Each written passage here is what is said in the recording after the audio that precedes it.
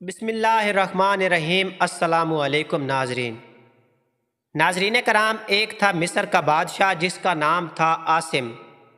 اس کے بیٹے کا نام تھا سیف، جس کے نام پر جھیل کا نام مشہور ہے۔ سیف شہزادے کو ایک دفعہ خواب آئے۔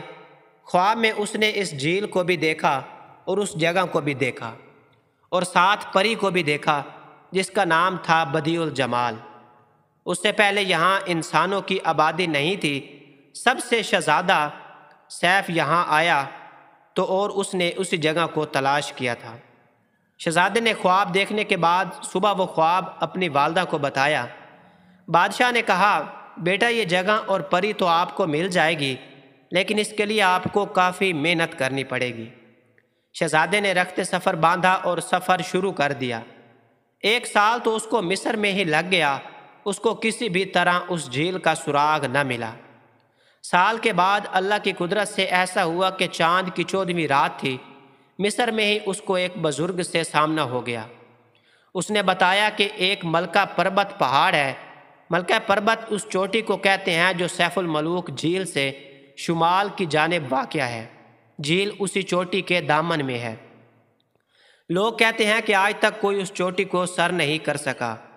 کہا جاتا ہے کہ اس پر جنوں اور پریوں کا قبضہ ہے۔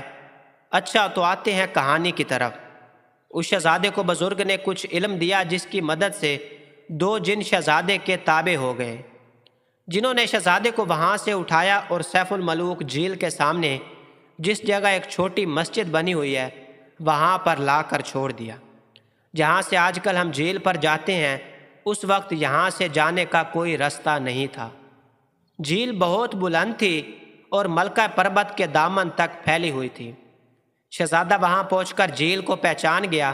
شہزادے نے 40 دن تک عبادت کی، چلہ کاٹا۔ 40ویں دن کے بعد چاند کی 14ویں رات تھی۔ شہزادے نے دیکھا کہ جھیل کے اندر پریاں اتر کر نہا رہی ہیں اور ایک پری کے ساتھ 7 پریاں الگ ہیں اور ایک پری ان میں سے مختلف ہے جو شاید بدیع الجمال ہی تھی اور باقی 7 اس کی باندیاں۔ شہزادے نے فوراً ان 2 جنوں کو طلب کیا اور پوچھا کہ کیسے وہ اس پری کو حاصل کرے گا۔ جنہوں نے پریوں میں سے پری بدیع الجمال کا تاج اٹھایا اور شہزادے کو دے دیا۔ پریاں جب جھیل سے نکلیں اور اپنے اپنے تاج پہنے تو ملکہ کا تاج غائب تھا۔ ملکہ نے تاج کے بارے دریافت کیا تو باقی پریاں پریشان ہو گئیں اور گھبرا گئیں۔ اسی گھبراہٹ میں وہ بھاگ گئی۔ اس دوران شہزادہ بدیع الجمال کے سامنے آ گیا۔ شہزادے کے پاس تاج دیکھا تو پری نے کہا کہ میرا تاج مجھے واپس دے دو۔ میں ایک دیو کے قبضے میں ہوں اور وہ دیو یہاں پہنچا تو تمہیں اور مجھے مار ڈالے گا۔ شہزادے نے یہ بات نہ مانی اور کہا کہ جو ہوگا دیکھا جائے گا، تم میرے ساتھ چلو۔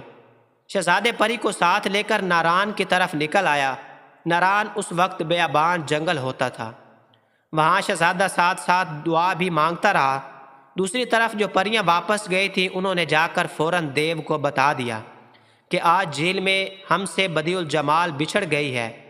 دیو فوراً جھیل پر پہنچا اور اس نے جھیل پر پری کو تلاش کیا۔ اس کو پری نہ ملی۔ اس کو غصہ آیا۔ اس نے جھیل کے سامنے والی جانب پاؤں مارا جس سے جھیل ٹوٹ گئی اور جھیل کا سارا پانی نیچے کی جانب بہنے لگا۔ پانی فلڈ کی شکل میں ناران میں داخل ہوا۔ پری اور شہزادہ راستے میں تھے۔ انہوں نے پھر دعا مانگی۔ ان کی دعا قبول ہوئی۔ زمین کے اندر ایک غار بن گئی۔ پری اور شہزادہ اس میں داخل ہو گئے۔ دائیں اور بائیں جانب سے سیلاب گزر گیا۔ کہا جاتا ہے کہ وہ غار آج بھی موجود ہے اور اس میں روشنی کام نہیں کرتی۔ دوسری طرف دیو نے تلاشی نہ چھوڑی۔ وہ دوسری جانب نکلا۔ پہاڑ کی دوسری جانب جل کھڈ کے پاس اس کا پاؤں دلدل میں پھنس گیا، جس جگہ کو آج پیالہ جھیل کہتے ہیں۔ اس میں پانی زیر زمین ذخیرے سے اتارتے ہیں۔ کافی دن تلاش کرنے کے بعد اس کو پری نہ ملی تو اس نے ایک بلند پہاڑ سے چھلانگ لگا کر خودکشی کر لی۔ پری اور شہزادہ بہت عرصے تک اس غار میں رہے۔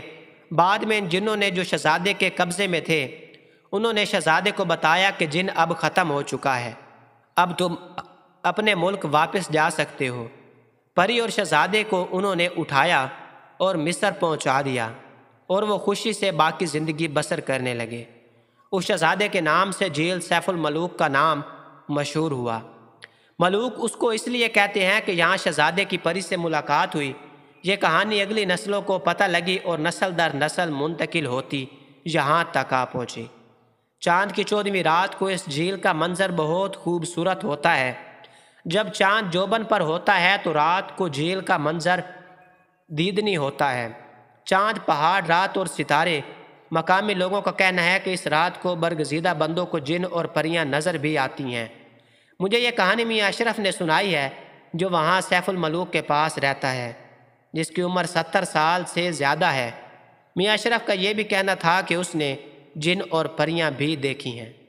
नाजरीन, मज़ीद ऐसी वीडियोज़ देखने के लिए और वाक़यात सुनने के लिए हमारे चैनल को सब्सक्राइब ज़रूर करें।